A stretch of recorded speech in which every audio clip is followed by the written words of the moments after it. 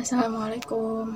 Perkenalkan, nama saya Indana Zofa, dan dalam kesempatan kali ini saya akan menjelaskan manusia dan sejarah kebudayaannya.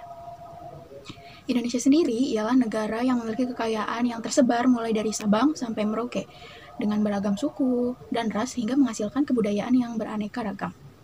Nah, kekayaan yang dimiliki oleh Indonesia ini bukan hanya berupa kekayaan sumber daya alam saja, tetapi masyarakat Indonesia juga memiliki kekayaan lain seperti kekayaan akan kebudayaan suku bangsa yang tersebar di seluruh kepulauan Indonesia. Manusia dan kebudayaan merupakan salah satu ikatan yang tidak bisa dipisahkan dalam kehidupan ini. Manusia sebagai makhluk Tuhan yang paling sempurna menciptakan kebudayaan dan melestarikannya secara turun-temurun. Budaya tercipta dari kegiatan sehari-hari dan juga dari kejadian-kejadian yang sudah diatur oleh Yang Maha Kuasa. Selain itu, manusia merupakan makhluk sosial yang berinteraksi satu sama lain dan melakukan kebiasaan-kebiasaan tertentu yang pada akhirnya menjadi kebudayaan yang biasa mereka lakukan. Kebudayaan adalah produk manusia, namun manusia itu sendiri juga produk kebudayaan. Dengan kata lain, kebudayaan ada karena manusia yang menciptakannya, dan manusia dapat hidup di tengah-tengah kebudayaan yang diciptakannya. Kebudayaan akan terus hidup manakala manusia ada untuk terus mendukungnya, dan kebudayaan adalah suatu fenomena universal yang setiap masyarakat di dunia mempunyai kebudayaan meskipun bentuk dan coraknya berbeda-beda antara satu masyarakat dengan masyarakat yang lainnya. Kebudayaan secara jelas merupakan kesamaan kodrat manusia dari berbagai suku, bangsa, dan ras. Setiap kebudayaan pasti memiliki wadah, dan masyarakat adalah wadah dari kebudayaan tersebut, sehingga di antara dari kebudayaan dan manusia, keduanya tidak dapat dipisahkan. Selanjutnya, apa sih manusia itu? Manusia ialah suatu makhluk individu yang diciptakan oleh Allah Subhanahu wa Ta'ala, yang pada hakikatnya mereka mempunyai suatu gagasan atau pikiran tersendiri yang akan memunculkan banyak sekali kebudayaan yang tercipta dari gagasan dan pikiran itu. Maka dari itu, terciptanya suatu kebudayaan tidak dapat dilepaskan dari gagasan dan pikiran setiap kelompok masyarakat.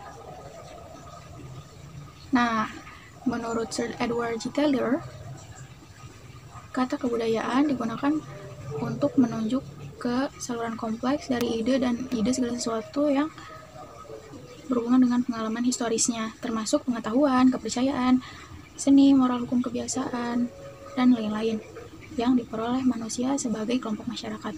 Selain itu, menurut Robert H. Lowe, kebudayaan adalah segala sesuatu yang diperoleh oleh individu dari masyarakat, mencakup kepercayaan adat, istiadat, kebiasaan makan, keahlian, dan diperoleh bukan karena kreativitas sendiri, melainkan merupakan warisan dari masa lampau yang didapatkan melalui pendidikan formal maupun informal. Sedangkan menurut Clarkson mendefinisikan kebudayaan sebagai total dari cara hidup suatu bangsa yang diperoleh individu dari grupnya. Jadi, dapat ditarik kesimpulan bahwa kebudayaan pemaparan tadi, semua definisi tadi, kemudian itu ialah warisan dari masa lampau. Tapi ada yang menganggap itu diperoleh dari kreativitas, namun ada yang menganggap itu tidak diperoleh dari kreativitas, melainkan warisan dari nenek moyang. Nah, namun sebenarnya kebudayaan itu sendiri itu tidak diwariskan secara biologis tentunya, melainkan hanya mungkin diperoleh dengan cara belajar. Dan kebudayaan tersebut diperoleh manusia sebagai anggota masyarakat. Hampir semua tindakan manusia adalah kebudayaan. Luasnya bidang kebudayaan menimbulkan adanya telahan ini mengenai apa sebenarnya isi dari kebudayaan itu. Pandangan para ahli tentang kebudayaan berbeda-beda, namun sama-sama memberi pemahaman bahwa kebudayaan adalah suatu keseluruhan yang terintegrasi.